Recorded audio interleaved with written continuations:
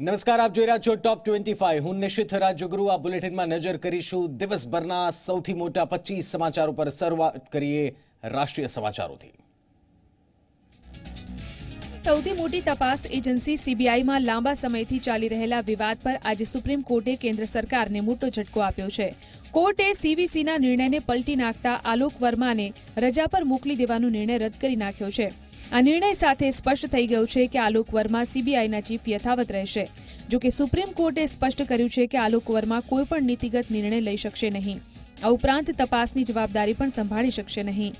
આ અગાઉ રજા પર મોકલી દેવાયેલા સીબીઆઈ ચીફ આલોક કુમાર વર્માએ કેન્દ્ર સરકારના નિર્ણય સામે સુપ્રીમ કોર્ટમાં અરજી દાખલ કરી હતી. સુપ્રીમ કોર્ટના chief justice Ranjan Gogoi, justice H K. Kaul અને જસ્ટિસ કે.એમ. જોસેફની પેનલે અરજી ઉપર સુનાવણી હાથ ધરી હતી.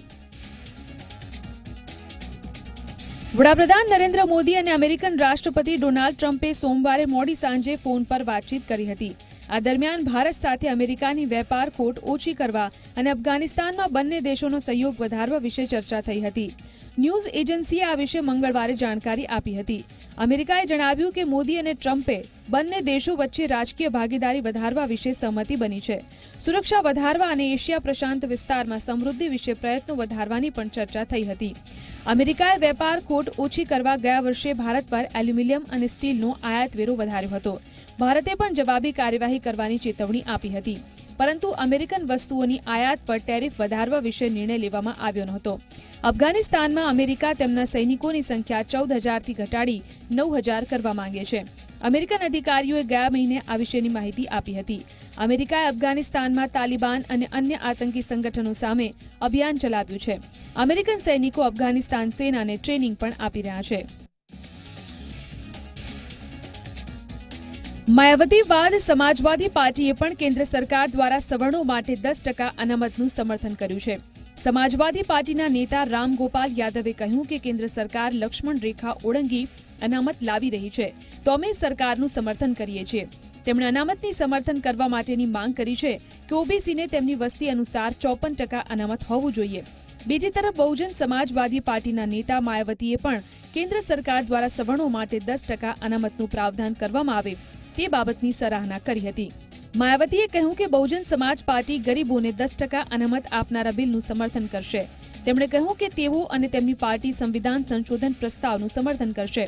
બહુજન સમાજ પાર્ટીની સુપ્રીમો માયાવતીએ કહ્યું કે ચૂંટણી પહેલા ભાજપ પોતાનો કાર્યકાળ ખતમ થતા પહેલા યોગ્ય નહીં થાય, પરંતુ તે પહેલા જ લઈ આવ્યો હોત. કેન્દ્રની મોદી સરકાર દ્વારા સવર્ણોને આર્થિક રીતે 10% અનામત આપવાના નિર્ણય અંગે સમાજવાદી પાર્ટીના વરિષ્ઠ નેતા આઝમ ખાને મુસલમાનો મુદ્દે સવાલ કર્યો છે. સવર્ણોને 10% અનામત આપવાના નિર્ણય પર યુપીના પૂર્વ મંત્રીએ કહ્યું કે 5 રાજ્યોમાં પરાજય બાદ મોદી સરકારનો આ નિર્ણય આવ્યો છે. તેમણે કહ્યું કે મારે તેમાં જાણવું છે તે અંગે 10% અનામતમાં આર્થિક રીતે પછાત સવર્ણ મુસલમાનોને કેટલું મળશે. આઝમ ખાને 10%માંથી 5% અનામત મુસ્લિમોને આપવાની માંગ કરી છે. તેમણે કહ્યું કે મુસ્લિમો પાસે 5 ગજ જમીન પણ નથી, એટલા માટે તેમનો હક સૌથી વધારે બને છે. સપા નેતાએ કહ્યું કે જો તેને સંવિધાનિક પરિવર્તનમાં દેશની બીજી સૌથી મોટી વસ્તી અંગે વિચાર નથી થઈ રહ્યો તો તે અંગે અનામતનો અર્થ શું છે. આમ છતાં એકવાર ફરીથી ચૂંટણીના સમયે કમ્યુનલ કાર્ડ રમવામાં આવી રહ્યું છે, જે કોઈ સ્ટ્રોક નથી. અમારી માંગ છે કે એક્ટમાં અમારા માટે પણ પ્રાવધાન કરવામાં આવે, અમને 5% આપવામાં આવે. સુપ્રીમ કોર્ટમાં ચીફ જસ્ટિસ રંજન ગોગોઈની અધ્યક્ષતામાં 5 જજની બેન્ચ અયોધ્યા વિવાદ પર સુનાવણી કરશે.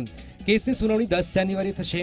ચીફ જસ્ટિસ ઉપરાંત justice S A. Bobde, justice N V. Ramana, justice U Lalit, justice D Y. Chandrachud આ બેન્ચમાં સામેલ થશે.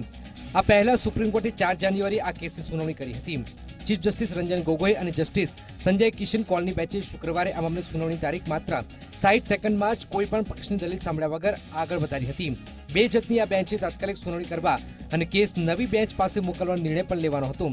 આ મામલે પહેલા પૂર્વ ચીફ જસ્ટિસ દીપક મિશ્રાની અધ્યક્ષતાવાળી 3 સભ્યની બેન્ચ સુનાવણી કરી રહી હતી.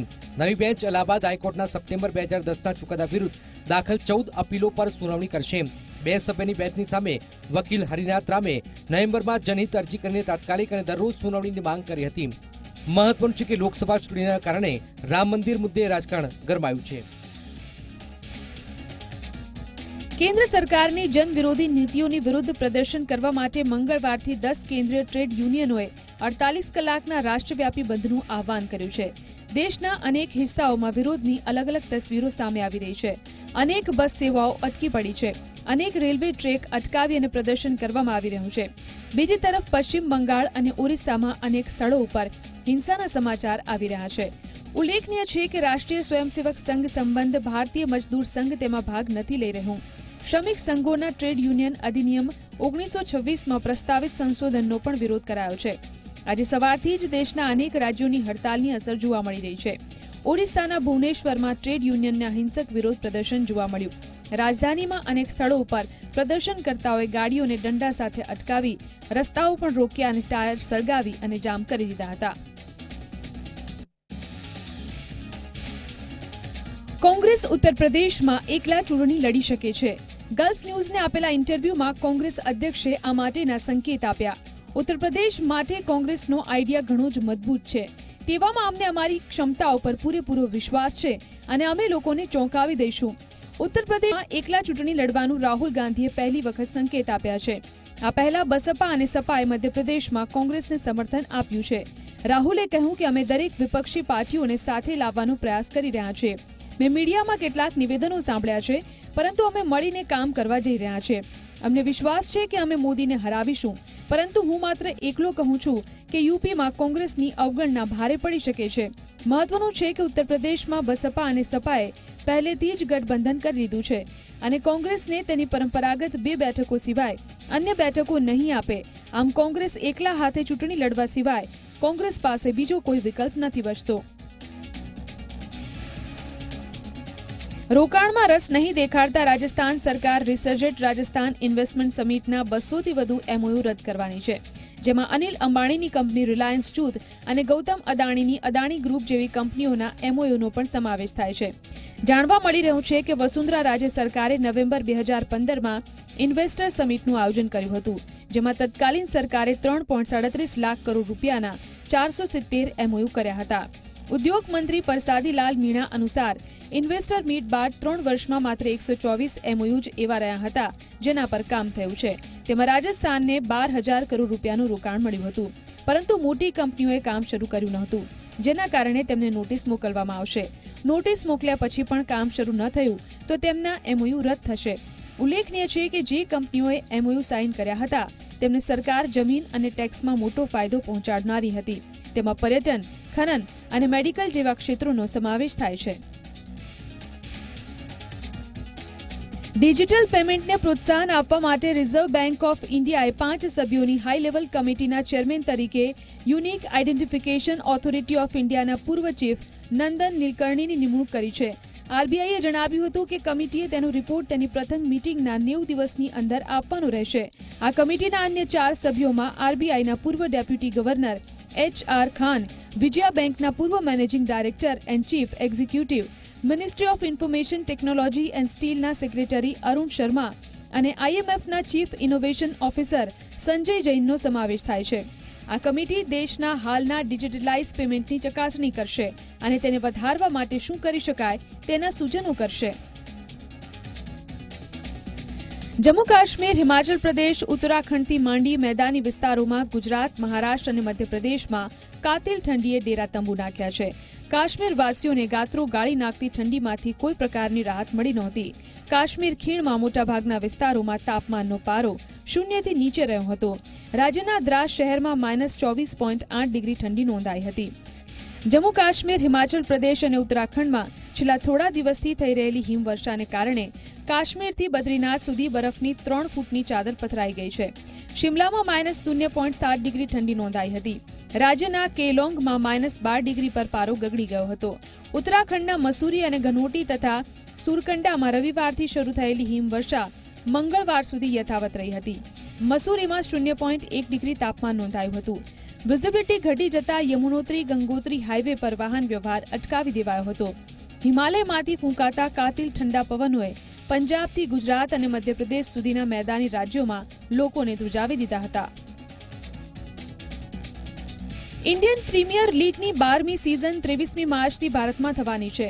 આ વર્ષે લોકસભાની ચૂંટણી હોવાના કારણે પહેલા આ મેચ વિદેશમાં થવાની શક્યતા હતી, જોકે હજી પણ ટુર્નામેન્ટની ફાઇનલ તારીખ નક્કી થઈ નથી. ચૂંટણી પંચ દ્વારા લોકસભા ચૂંટણીની તારીખો જાહેર થયા પછી જ મેચનું સમગ્ર શેડ્યુલ જાહેર કરવામાં આવશે. બીસીસીઆઈ તરફથી કહેવામાં આવ્યું છે કે કેન્દ્ર અને રાજ્ય સરકારની એજન્સીઓ સાથેની ચર્ચા પછી જ આઈપીએલની મેચ ભારતમાં કરવાનો નિર્ણય લેવામાં આવ્યો છે. લોકસભા ચૂંટણીની તારીખો જાહેર થયા પછી જ મેચનું સમગ્ર શેડ્યુલ જાહેર કરાશે. 23મી માર્ચથી આઈપીએલ શરૂ થાય છે. તેનો અર્થ એવો થાય છે કે તેમાં ભાગ લેનાર ભારતીય ખેલાડીઓને માત્ર 9 દિવસનો જ આરામ મળશે. ભારતને 13મી માર્ચ સુધી ઓસ્ટ્રેલિયા સાથે સ્થાનિક સિરીઝ રમવાની છે. આ સિરીઝમાં 5 વન ડે અને 2 T20 મેચ રમાશે.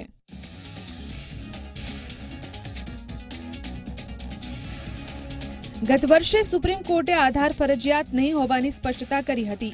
જોકે આગામી દિવસોમાં આધાર સાથે જોડાવું જરૂરી પડશે, જેના માટે સરકારે નવો કાયદો લાવી રહી છે. આ કાયદાને લાગુ કર્યા બાદ ડ્રાઇવિંગ લાયસન્સને આધાર સાથે જોડવું ફરજિયાત થઈ જશે. કેન્દ્રીય મંત્રી રવિશંકર પ્રસાદે રવિવારે એક કાર્યક્રમ દરમિયાન આધારને લાયસન્સ સાથે જોડવાનું ફરજિયાત કરવાનું કારણ દર્શાવ્યું. તેમણે કહ્યું કે હાલ એવું થાય છે કે દુર્ઘટના કરનારા વ્યક્તિ ઘટના સ્થળ પરથી ભાગી જાય છે અને ડુપ્લિકેટ લાયસન્સ પ્રાપ્ત કરી લે છે, જે તેને સજામાંથી બચાવવામાં મદદ કરશે. તેમણે કહ્યું કે આધાર સાથે જોડાયા બાદ ભલે તે પોતાનું નામ બદલી લે, પરંતુ બાયોમેટ્રિક નહીં બદલી શકે, ન તો આંખની કીકી બદલી શકે છે, માટે તેને સજા જરૂર મળશે. સંગમના શહેર પ્રયાગરાજમાં શરૂ થવા જઈ રહેલા કુંભ મેળામાં સેંકડો સાધુ સંતોએ અત્યારથી જ અડ્ડો જમાવી દીધો છે. ત્યારે કુંભ મેળામાં ગોલ્ડન બાબા હંમેશા ચર્ચામાં રહે છે અને ગોલ્ડન બાબાનું ચર્ચામાં રહેવાનું કારણ છે ભારે માત્રામાં દેખાતા સોનાના આભૂષણ. ગોલ્ડન બાબા પહેલા દિલ્હીના એક વ્યવસાયિક હતા, જેમનું સાચું નામ સુધીર કુમાર માકડ છે. સોનાના આભૂષણો પર લગાવ રાખનારા હવે કુંભમાં પણ ચમક વિખેરવા તૈયાર છે. હાલ તેઓએ 20 કિલો સોનું પહેર્યું છે. ત્યારે કુંભ મેળામાં ગોલ્ડન બાબાને જોવા માટે લોકોમાં ભારે ઉત્સાહ છે. આ ઉપરાંત કુંભની તૈયારીઓને લઈ માત્ર હિન્દુ શ્રદ્ધાળુ અને અનુયાયીઓમાં જ ઉત્સાહ નથી, પરંતુ મુસ્લિમ સમુદાયમાં પણ જબરજસ્ત રુચિ છે. મોટી સંખ્યામાં મુસ્લિમ પરિવાર પણ કુંભ મેળાની તૈયારીઓ જોવા પહોંચી રહ્યા છે. ઉત્તર કોરિયાના નેતા કિમ જોંગ ઉન 4 દિવસના પ્રવાસ માટે ચીન રવાના થયા છે. ઉત્તર કોરિયાના મીડિયાએ મંગળવારે આ માહિતી આપી છે. કિમનો આ પ્રવાસ એવા અનુમાન વચ્ચે થઈ રહ્યો છે કે અમેરિકાના રાષ્ટ્રપતિ ડોનાલ્ડ ટ્રમ્પ સાથેની સંભવિત શિખર વાટાઘાટો શરૂ થાય તે પહેલા કિમ ચીન સાથે પોતાનું વલણ સમન્વિત કરવાનો પ્રયાસ કરી શકે છે. કોરિયન સેન્ટ્રલ ન્યૂઝ એજન્સીએ જણાવ્યું હતું કે કિમ સોમવારે બપોરે પોતાની પત્ની રી સોલ જુ અને ટોચના અધિકારીઓના પ્રતિનિધિ મંડળ સાથે ચીન માટે રવાના થયા છે. તેમણે જણાવ્યું કે ચીનના રાષ્ટ્રપતિ શી જિનપિંગના આમંત્રણ બાદ કિમ ચીનની મુલાકાતે જઈ રહ્યા છે. દક્ષિણ કોરિયાના મીડિયાએ સોમવારે માહિતી આપી કે શી જિનપિંગ સાથે વાટાઘાટો માટે કિમ વિશેષ ટ્રેનમાં બેસી બીજિંગ જવા માટે રવાના થયા છે. કિમ જોંગ ઉનની આ વિશેષ ટ્રેન મંગળવારે સવારે 10 કલાકે બીજિંગ પહોંચવાની સંભાવના છે. ઉલ્લેખનીય છે કે કિમ જોંગ ગયા વર્ષે પણ તેમના માટે બનાવવામાં આવેલી આ વિશેષ બુલેટ પ્રૂફ ટ્રેનમાં બેસીને જ ચીનની મુલાકાતે ગયા હતા.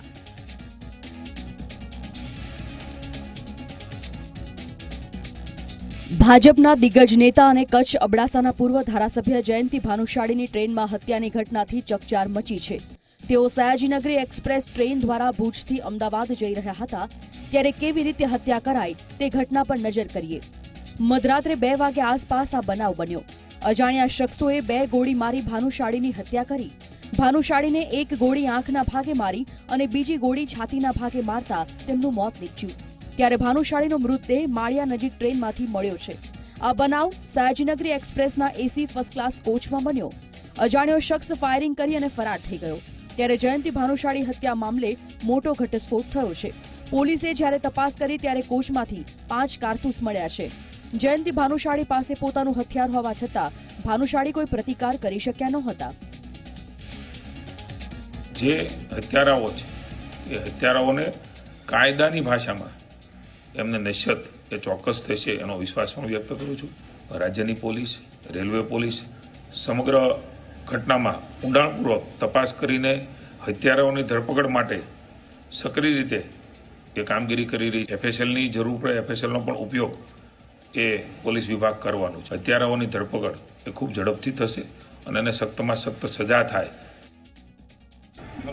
ભાજપના પૂર્વ ધારાસભ્ય જયંતિભાઈ ભાનુશાળીની ટ્રેનમાં હત્યા થઈ છે. રેલવે પોલીસ અને લોકલ પોલીસ સાથે મળીને અત્યારે ઇન્વેસ્ટિગેશન, પંચનામું, પોસ્ટમોર્ટમ બધું ચાલી રહ્યું છે. રાજ્ય સરકારે આની ગંભીરતા લીધી છે અને બહુ ઝીણવટભરી તપાસ થાય અને કૃત્ય કરનાર ઠેઠ સુધી પહોંચીને એમને જબ્બે કરવામાં આવે, પકડવામાં આવે, એ માટે રાજ્ય સરકારે સૂચનાઓ પણ આપી છે. પોલીસ એનું કાર્યવાહી કરી રહી છે. જ્યાં પગેરું પકડાશે બધું પાકી વાત ખબર પડશે, પણ બધાના નિવેદનો લઈ અને સર્વગ્રાહી રીતે તપાસને જોવામાં આવશે, કરવામાં આવશે. હત્યા પહેલા જયંતિ ભાનુશાળીએ કનકપર કોલેજના એક કાર્યક્રમમાં હાજરી આપી હતી. આ કાર્યક્રમમાં શુભેચ્છા મુલાકાત અને યુવાનોનું સન્માન કરવામાં આવ્યું હતું, જે જયંતિ ભાનુશાળીનો અંતિમ કાર્યક્રમ હતો અને તેમના અંતિમ ફોટો સામે આવ્યા છે. આ ફોટોમાં જયંતિ ભાનુશાળી હાથમાં તલવાર સાથે જોવા મળી રહ્યા છે. બપોર સુધી ચાલેલા કાર્યક્રમમાં સૌને મળ્યા હતા અને પછી ભુજ જવા રવાના થયા હતા, જ્યાં રાત્રે ટ્રેનમાં મુસાફરી દરમિયાન તેમની ગોળી મારીને હત્યા કરવામાં આવી. ત્યારે જયંતિ ભાનુશાળી હત્યા બાદ તેમના મૃતદેહને સૌપ્રથમ જોનાર પવનની પૂછપરછ ચાલી રહી છે. પવન એ જ ટ્રેનમાં મુસાફરી કરી રહ્યો હતો. પવને સૌથી પહેલા મૃતદેહ જોયો હતો, એટલે પોલીસે તેની ઝીણવટભરી પૂછપરછ શરૂ કરી હતી. આફત કે અવસર में બદલાયેલા કરીને કચ્છજી પ્રજા એક ખમીર ધરાઈ હતી. મુકે યાદ હે ભૂકંપ આવ્યો જ્યારે કચ્છમાં, ત્યારે દરેક માણું જે મનમાં એકડી જ વેદના હોય કે કચ્છ ખતમ થઈ ગયો.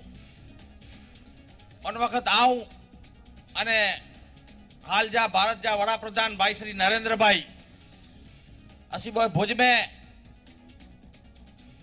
घणे बड़े जगह मुलाकात व्यासी एकड़े बिल्डिंग में 15 लाशूं दबायली हुयूं अने उन असा के डेठे अने चे नरेंद्र भाई चाय पींदा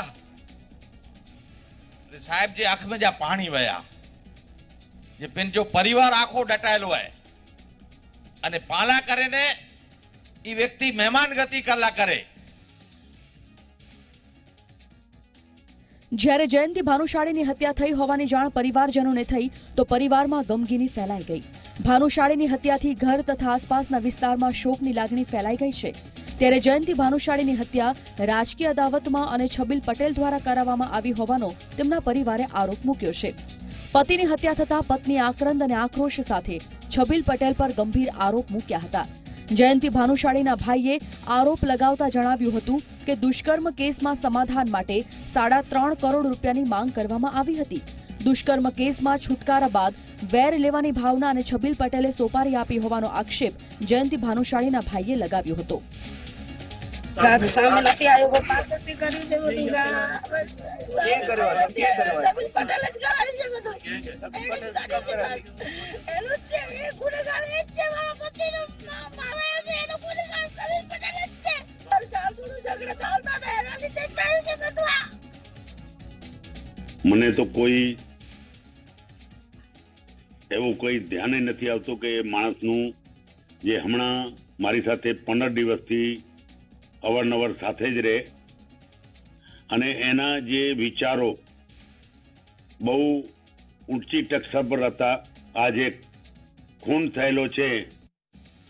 મારી સરકાર પાસે, અધિકારીઓ પાસે એ માંગ છે કે વહેલીના વહેલી તકે આ આરોપી મળવા જોઈએ અને કડીમાં કડી સજા એને મળવી જોઈએ.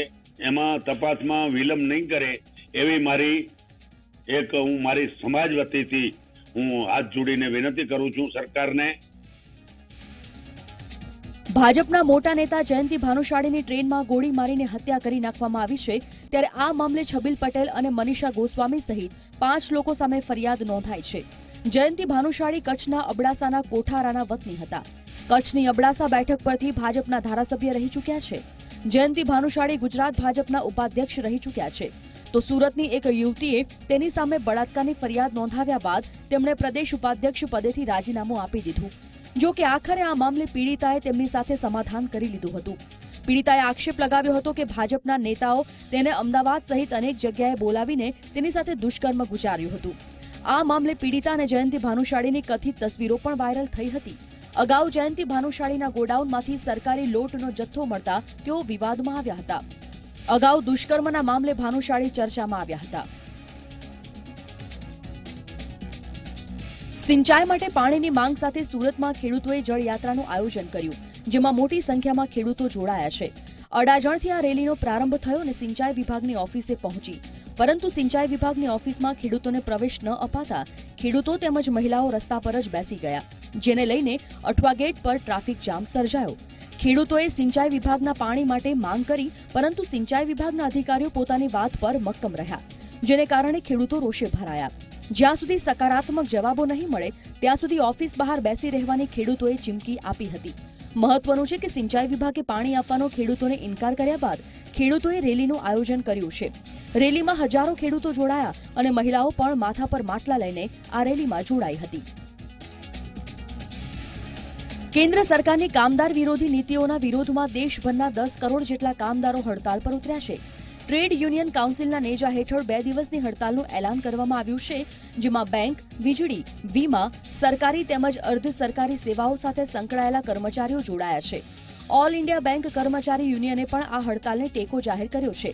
ત્યારે અમદાવાદમાં મોટી સંખ્યામાં કર્મચારીઓ એકઠા થયા અને રેલી યોજીને લેબર કમિશનરને આવેદનપત્ર આપવામાં આવ્યું.